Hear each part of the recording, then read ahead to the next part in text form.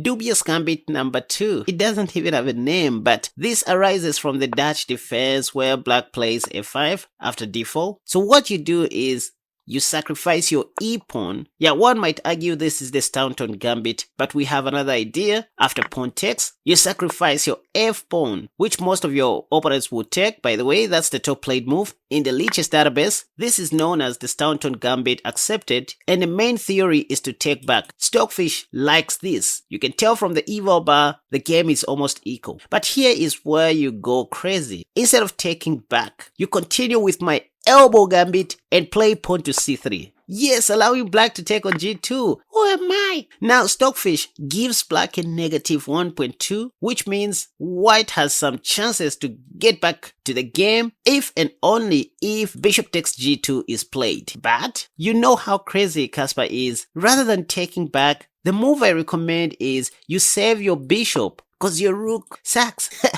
And what this does, especially in Bullet and Blaze, it creates an impression as if you blundered your rook, which most of your opponents are going to take and promote into a donkey if they want. But hey, this is when you can easily go queen h5 check, and after g6, you mate into like this.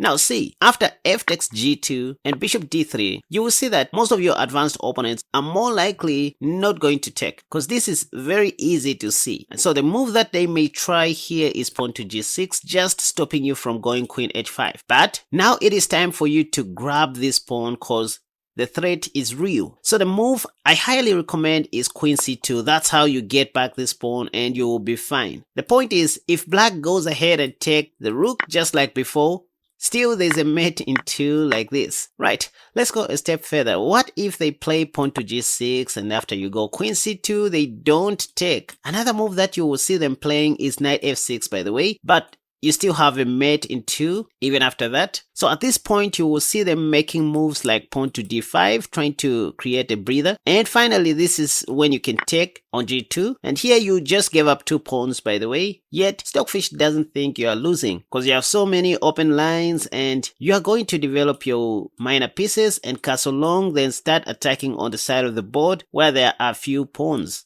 the king side. So position here is like negative 1.8, which is holdable.